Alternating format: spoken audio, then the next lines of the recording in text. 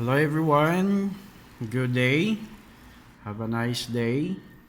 So here we are again, mag-discuss na po ta all about mathematics. So this time, mathematics 9. So this time we'll be discussing about the nature of the roots of a quadratic equation. Then followed by the sum and the product of roots of quadratic equations. Then equations transformable to quadratic equations. And lastly, solving problems involving quadratic equations. So let us tackle first lesson number 3, the nature of the roots of a quadratic equation. Okay, so what are the nature of the roots of a quadratic equation? So in activity number 1, naigibutan diri nga which are real, which are not. So we're going to determine whether the numbers are real or not, rational or irrational, perfect square or not a perfect square. Okay, so good as a perfect square and a perfect square. So what are the perfect squares? So 1 times 1 is 1. What another perfect square? 4. Review ra ni ha. 1, 4, 9, palain, 16, 25, 36, 49, 64, 81, 100, and so on. So, giyon sa pagkuha ang square, we just multiplied the number by itself. So, like, example, 1 squared. So, 1 times 1 is 1. 2 squared. 2 times 2 is 4. 3 squared. 3 times 3 is 9. 4 squared. 4 times 4 is 16. And so on. So that is how to identify or to determine whether the number is a perfect square. If the factors are like numbers. So example, what are the factors of 16? So 16 is a perfect square, kana say factors nga 4 o 4. 9, kana say factors nga 3 and 3. 4, factors niya is 2 are 2 and 2. So yan ana. Pero kung inyo na ma-familiarized ang mga perfect squares, so dali ra mo pa maka-identify. So for instance, square root of 121, square root of 101. So, among the two, 121 and 101, asa man ang perfect square, asa po ang dili perfect square. Sige daw. Nabay number nga i-multiply sa iyang kagalingon ikaduha, muhatag og 101. Nawala. Wala. So, kung wala, this is not a perfect square. How about 121? Naabay number nga i-multiply sa iyahang self ikaduha mohatag og 121. Nawala. Yes, naa. So that number is 11. So 11 squared or 11 times 11 is 121. So 121 is a perfect square. So kung naay mga problem ra or given yung mga numbers, so dili ra ninyo ma-identify. Another thing, rational or irrational. Or by definition, review ra gyapon ni ha, review. Irrational and rational. O, simple nga pag sabot sa rational, especially sa iyang decimals. Rational ang isa ka number if it can be written as A over B, or B is not equal to 0. So kung number da masulat into ingon ani, then it is a rational. Pero kung dili siya masulat into a over b, where b is not equal to 0, then it is an irrational. Again, kung ang number masulat sa ingon ani a over b, then it is a rational. Kung di siya masulat into ingon ani, it is irrational.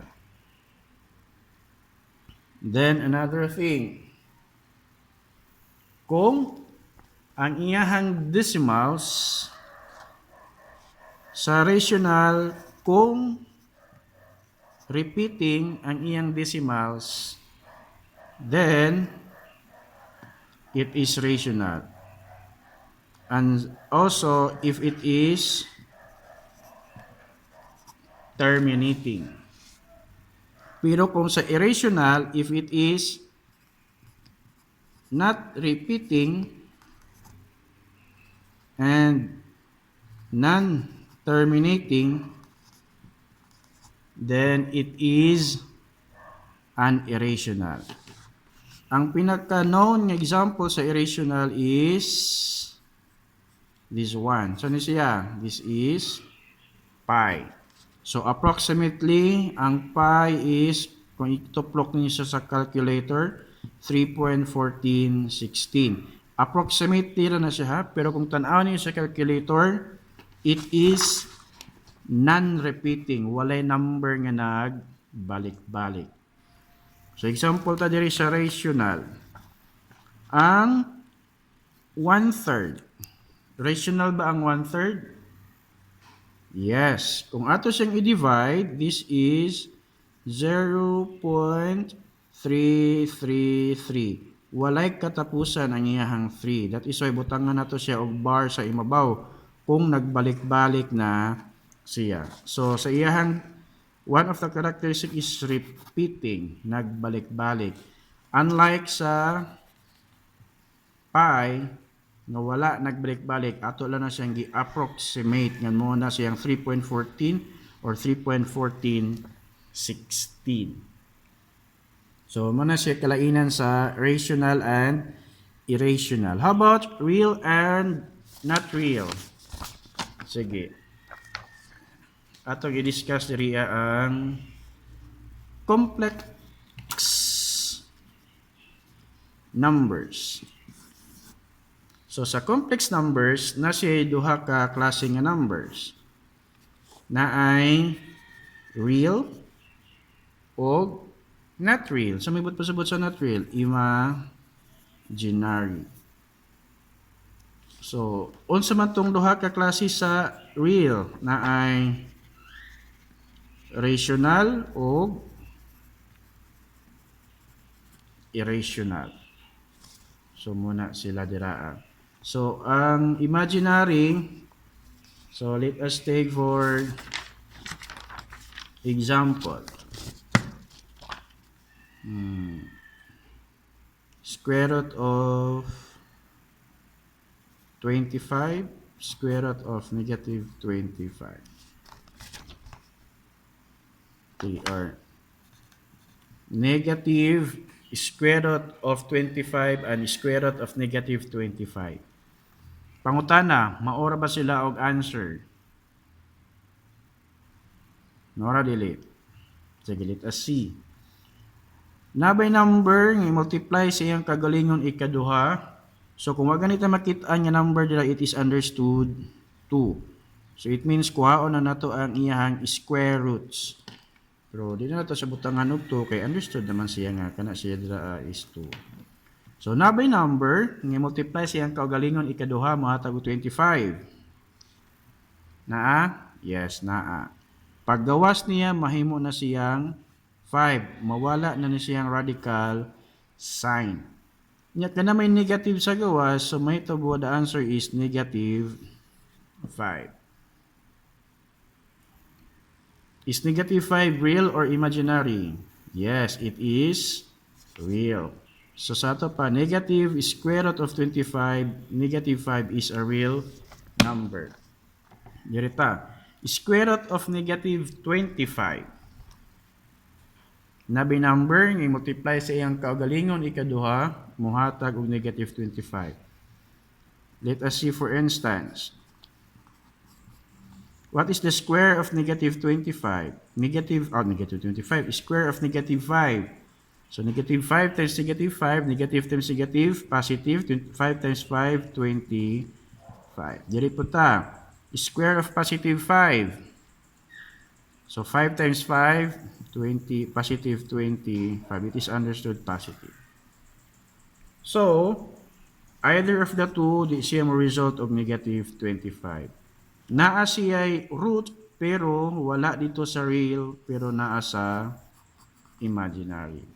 Again, balik ko na ako, dito mag-iskot na more og imaginary ato lasang gi pahapyawan kay para mabalaan ninyo nga ang square root of negative number is an imaginary number. Dili siya real number. But since we're talking about real, mo na nga diri ra ta mag-focus sa real. So, ingon ana. So, diri as inyong lesson number 1, activity number 1. So, balon ra ninyo kung whether it is real or not real, rational or irrational, perfect square or not a perfect square. Okay, diri tas activity number 2. Oh, simple lang kayo si write the following Carnot equation in standard form. Sige, let us take for instance.